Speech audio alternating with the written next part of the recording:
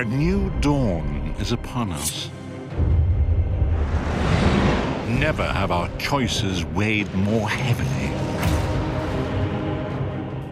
Goddag og velkommen. Nicholas har været til E3-messen, hvor han har snakket med Brian, som er lead PvP-designeren af Elder Scrolls Online. Og de har blandt andet snakket om, hvordan det er at lade folk prøve sit spil for første gang. To stand alone, or to fight side by side. Brian, you're here at E3, showing off the Elder Scrolls Online. People are playing it in the background. How does it feel having your little baby being somewhat molested by other gamers? It's actually really nice to be a little truthful. Letting people actually play the game as opposed to just talking about the game is what we're all about now. We want people to play it and not just hear us talk about it. So you got a chance to play it too, and I'm guessing that you had a lot of fun doing it because you have a big smile on your face. I actually do. Yeah, it's great. It's really awesome, especially at E3, one of the biggest stages to actually present the game for people to come and play. It's a lot of fun. It seems as if the MMO genre, just in general, is kind of small and closed off. World of Warcraft obviously being a big player. And with Guild Wars and others who've been up and above, have you seen anything in the recent MMOs except of World of Warcraft where you thought, this is smart, or maybe we should do this instead of what they did?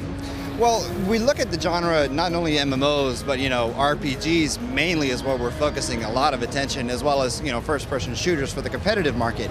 But there's a lot of things you can take from all of those, but primarily we want to make a good RPG game. We want to make an Elder Scrolls game, and then we want to make it online for people. So there's lots of things to take from many genres out there, not just other MMOs, and we're taking cues from everywhere to make the best Elder Scrolls game we can.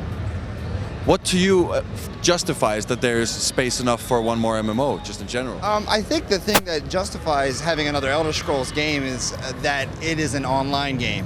I saw many times when I would be playing Skyrim or Oblivion when on my Xbox, people would sign in.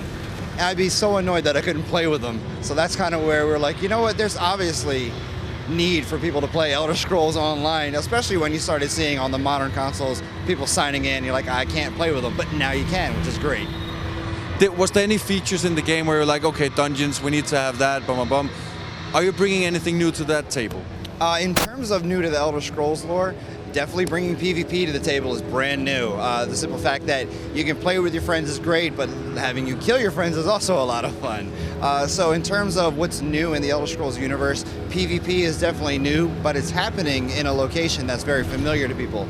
If you played Oblivion, Cyrodiil, which is basically a large landmass in the middle of the continent, is where the PvP takes place.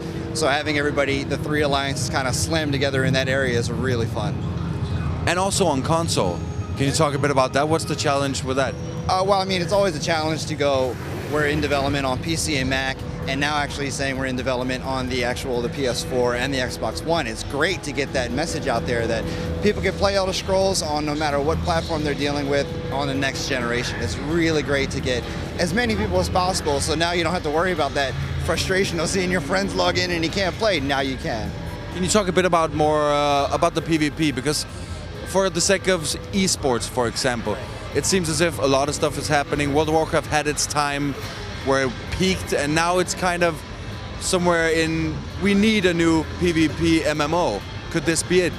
A lot of what I want to get back into the gaming world as a whole is a sense of alliance pride. You play as an Aldmeri player, or you play as a Daggerfall player, or Ebonheart, and then I really want to have people get that sense of, hey, I am an Ebonheart person. Like, I like wearing red because I like the Alliance. And the way that the PvP works, it kind of sets it up where you fight for your Alliance in this huge war in Cyrodiil. And I think that's what's missing out there nowadays, a sense that, if you're Aldmeri and I'm Aldmeri, we kind of have like a little thing in common where we can pass in the street and give each other a thumbs up type of thing. I want to get that back out there. Or maybe you're gonna get shot by the Bloods because you're wearing Crips color. I hope that doesn't happen, because that would be terrible. But in game, it would be great if they get shot by the red guys wearing the blue stuff and the yellow. I love the fact that we have coloring to the teams in terms of Aldmeri is yellow, Ebonheart is red, and Daggerfall is blue. Some people will actually pick their team or their alliance based on those simple colors alone because they like blue. I mean, blue is my favorite color. But I'm not going to be playing as Daggerfall right away. I'm probably going to be playing as Aldmeri first, then Ebonheart, then Daggerfall. I'm going to be playing in all of them. but it's going to be interesting to see where lots of people's allegiances lie across the world. Against the encroaching forces of oblivion. Så hvis du synes, det ser fedt ud, så kan du glæde dig til, at Elder Scrolls Online det udkommer her næste år til PC, PS4 og Xbox One.